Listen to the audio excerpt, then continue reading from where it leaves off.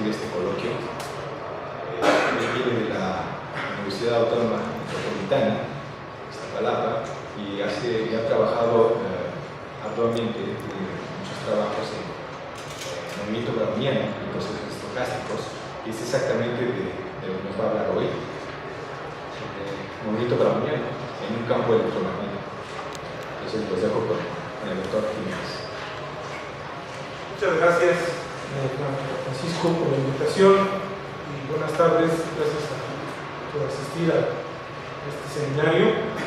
Bueno, les voy a platicar, voy a tratar de emitir un poquito el micrófono porque yo sí puedo hablar un poco fuerte. Si no me oyen, por favor, levanta la mano.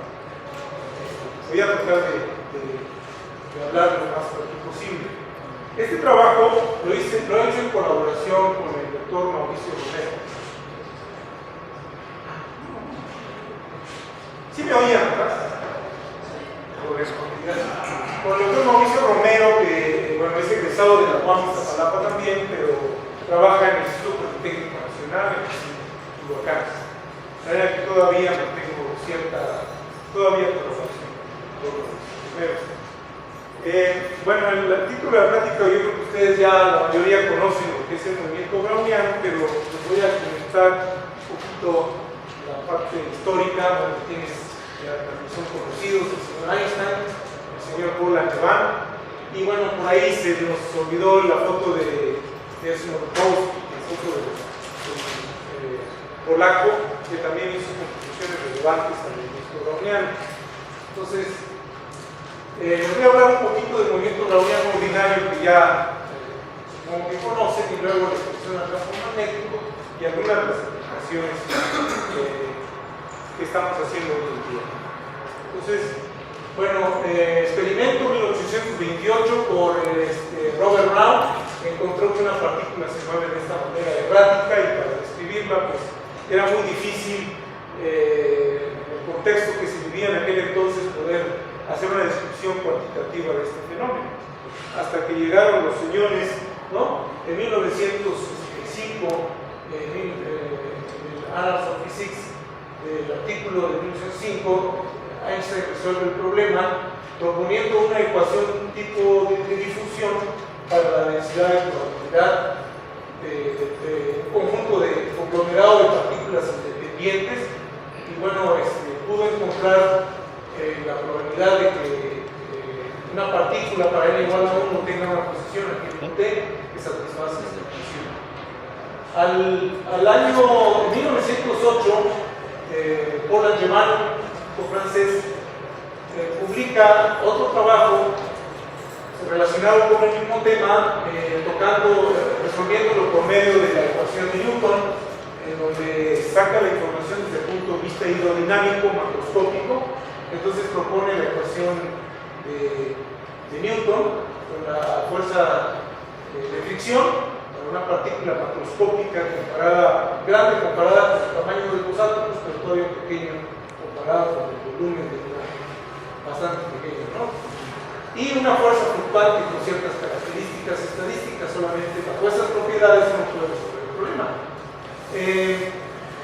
Se propone la solución, y bueno, con unas ciertas propiedades estadísticas que en aquel entonces eran las más fáciles, propiedades que se conocen como ruido blanco gaussiano, conociendo sus dos primeros momentos, que es el valor medio de la fuerza estocástica y su función de correlación con una función delta de Dirac. Con estas características, para estudiar el movimiento browniano mediante la segunda ley de Newton, también Langevin obtuvo el desplazamiento cuadrático promedio, que es proporcional a D, ¿no? Donde D es la constante de difusión. Una cosa muy importante en el movimiento browniano es que este teorema que aparece aquí, el teorema de fluctuación-disipación, en donde se relaciona la fluctuación, que es la intensidad del ruido, que tiene que ver con la temperatura, el constante de Boltzmann, y la fricción, que aparece aquí, la fricción es alfa. La alfa están relacionados mediante esta relación que se conoce como teorema de fluctuación-disipación. La física detrás de todo de esta relación es la siguiente. Debido a que la partícula está sometida a fuerzas aleatorias, fluctuantes, ¿sí? Entonces son fuerzas muy caóticas que le están impulsando y dándole mucho movimiento, ¿no? La fuerza viva. Sin embargo, está la disipación, que es la que se encarga de equilibrar esa fuerza fluctuante, de manera que entonces exista un equilibrio para que el sistema de la partícula alcance el equilibrio.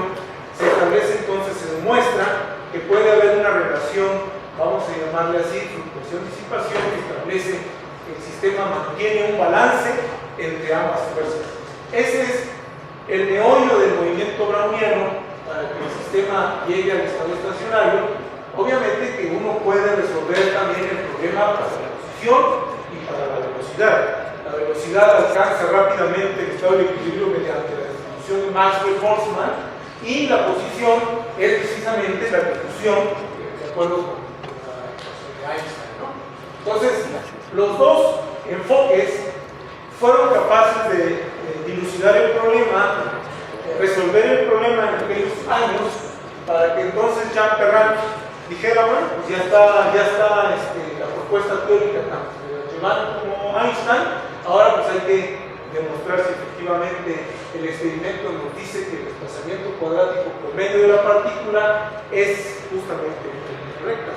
Y la respuesta es que, pues sí, ¿no? Bueno, esta es la recta teórica, pero sí fue posible demostrar experimentalmente que los puntos que sigue una partícula browniana pues, coincide justamente con esta línea recta. Aquí hay una parábola que es parte de lo que se conoce como tiempos cortos y tiempos largos. La descripción de Einstein no describe este desplazamiento cuadrático promedio por lo siguiente, porque, y en cambio Langevin sí. Langevin, a la hora de calcular esta expresión, toma unos tiempos cortos, tiene esta expresión, y tiempos largos tiene la expresión de Einstein. O sea, esta es la línea recta. Para tiempos más grandes que este tiempo tau, que se conoce como tiempo de relajación. Entonces, en este tiempo corto, pues se comporta como t cuadrada, es decir, partícula libre. O sea, hay un tiempo muy corto en que la partícula no siente la presencia del fluido, o sea, los átomos y moléculas que le están ocasionando el impacto para que haga esa trayectoria irregular. Y para tiempos mayores que ese tiempo de correlación, entra en contacto con el fluido y por lo tanto el desplazamiento cuadrático promedio es esa línea recta de acuerdo con la difusión de la dinámica, ¿no? Entonces, justamente esos fueron los lineamientos que se establecieron para describir el movimiento browniano. Uno pensaría en aquel entonces que, bueno, ya resuelto el problema, ya no había nada que hacer. Ese es el asunto del movimiento browniano convencional, ordinario, que nosotros conocemos a partir de 1905. Pero la respuesta es que no es así, porque posteriormente vinieron las aplicaciones y estudios a otros campos de la física, de la química y hoy en día en biología, como ustedes saben que se aplica mucho al estudio de los motores moleculares, ¿no? Etcétera, etcétera. Entonces, por allá bueno, voy a comentarles más o menos el movimiento browniano, cómo se establece la ecuación, la fuerza de fricción, la fuerza fluctuante. Ambas surgen del mismo mecanismo, las condiciones aleatorias de las moléculas del fluido con la partícula. Están relacionadas las dos, tanto la fuerza de fricción como las condiciones, por esta relación que es esta relación de fluctuación-disipación. Lambda es la intensidad del ruido, dividido entre alfa cuadrada nos da la constante de difusión de Einstein. De manera que este formalismo de Langevin es el convencional y es fácil de seguir de una manera tradicional sin ningún problema. El más difícil es cómo, otra cosa, una vez que se establecieron las dos vertientes para resolver el movimiento browniano, pues la pregunta era cómo había que conciliar las dos teorías, o sea, la de Langevin y la de Einstein. Por allá, por los años 20, surge la idea de crear un formalismo, y ahí surge precisamente la teoría de procesos estocásticos, porque ese formalismo relaciona, es decir, están conectados tanto la ecuación diferencial estocástica como una ecuación diferencial asociada a la distribución de probabilidades, están asociadas, de manera que uno puede establecer la ecuación de Fokker-Plan de la Jevons, construirla de Fokker-Plan, pero al revés no es posible de esta manera, sino que partir de vertices establecer la ecuación de Fokker-Plan.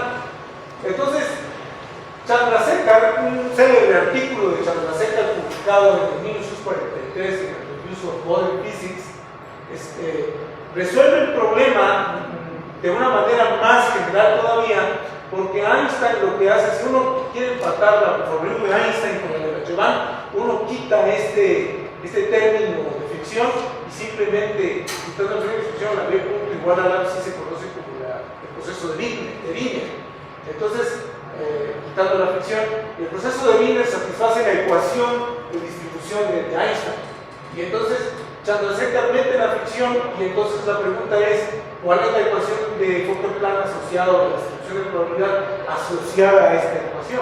Y lo que hizo Chandrasekhar fue justamente construir la ecuación diferencial para la distribución de probabilidad de la ecuación de la Jevons en términos de fricción.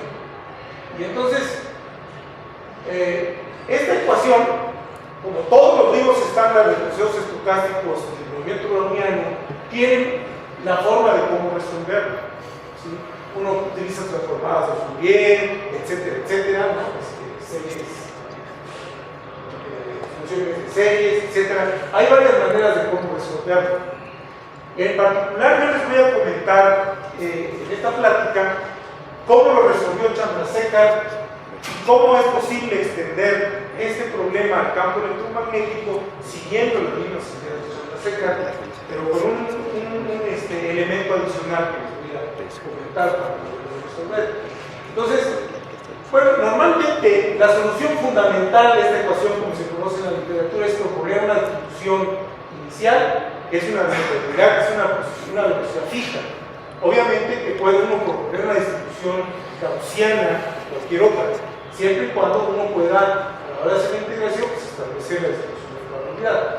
Con esta condición inicial, Chandrasekhar fue capaz de poder resolver la distribución de probabilidad esta ecuación que no es más que gaussiana, por lo que se sabe, si el proceso es gaussiano, pues simplemente la distribución también es gaussiana. Eso es un hecho real, es un hecho verídico. Y obviamente para la distribución de probabilidad para la velocidad, ¿sí? Esta distribución conjunta, dado que el tiempo t igual a 0 tiene esta velocidad fija, al otro tiempo t, ¿qué velocidad tiene? ¿Cuál es la probabilidad? Bueno, pues tiene la progreso. Aquí vean ustedes, gamma es la fricción, ¿no? Está metido aquí, etc., ¿no? Y debe satisfacer la condición de equilibrio de Maxwell. Y efectivamente, para tiempos largos, este tipo de relajación es un entre gamma. Entonces obtiene uno la distribución de probabilidad de Maxwell.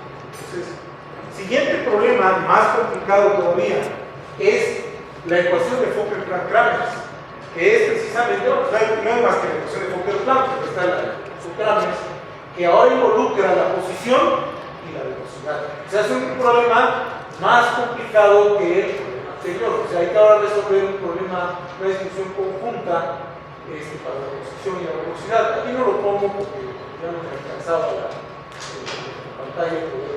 Entonces, se entiende que esta P es función de R de T al tiempo T0 igual a 0 es posición R0 y velocidad V índice 0. En ese artículo, en ese célebre artículo de Chandrasekhar, aparece resuelto el